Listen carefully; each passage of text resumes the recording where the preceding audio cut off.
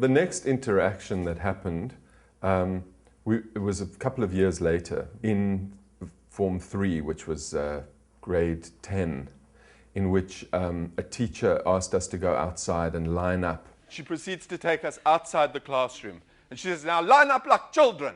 Boys on the right and girls on the left. And I just had this moment of genius inspiration, and I said, and Murray in the middle. To have that said to you is the worst thing that could possibly be said. You're neither a boy or a girl, you're in the middle. And then to be humiliated that way in front of the whole class. But worse than that was the fact that I didn't expect it from Paul, not at all. I liked him. I had nothing particularly against him, just that I could say it in that moment. And for one brief moment, it felt like there was no attention on me, and I was kind of a class clown. And there was that. And we really stayed out of each other's way from then on for the next close to 20 years. Until, by incredible coincidence, we found ourselves meeting again in New York City, where we were both living. I was going to give up psychology, and I was going to become a playwright in New York City. So all my friends came to say goodbye to me at the airport, you know. Goodbye, good luck, be careful, be safe. Remember, AIDS. Meanwhile, I had left South Africa, having just found out that I was HIV positive. And I went to drama school in London and had a fantastic year training to be an actor there. And I met this guy there, whose name was Simon. And we moved together after that year to New York City, where he came home one day and said to me, I've got my first job in New York City. I'm so excited. I've been asked to direct a play. And it's written by a South African guy. Do you know him? His name is Murray Nossel. So I said, I know Murray very well. And I am dreading seeing Murray on the opening night. In fact, I have dreaded bumping into Murray for a long time. So on the opening night of the play, I approached Murray. He came up to me, and, you know, can you imagine this? I mean, it's been 20 years.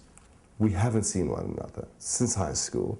Suddenly, here we are in New York City. I mean, it's 10,000 miles away from Johannesburg. Oh, Murray, what are you doing here? Jesus, that is an unbelievable coincidence.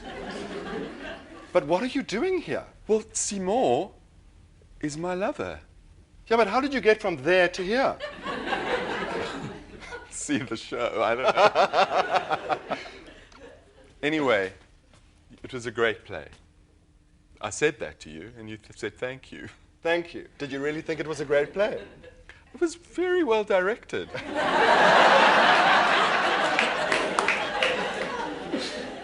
It was as if the friendship we'd never had suddenly could happen, and we had a lot of time to make up for. All those years that we'd avoided one another, suddenly we had to tell each other about what had happened in those years. So once we started sharing stories, and I was working at that time as a psychiatrist in the Bronx in a clinic, and he was working, at that point you were where? I was a caseworker at a home for sort of delinquent kids on Staten Island.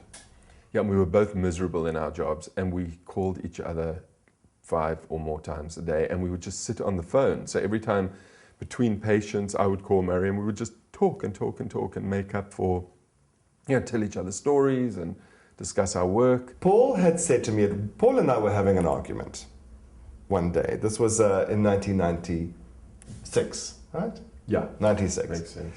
We're having an argument, and the argument all has to do with whose right is it to talk about HIV, and whose story is it, and who owns the story. And halfway through the argument, Paul says to me, hold on a second. You know, this is a very interesting conversation that we're having at the moment. Why don't we have it publicly? Publicly? You know, one of the most important things about telling your story is who's listening. Are you listening? I'm listening. And you're listening. You're out there listening.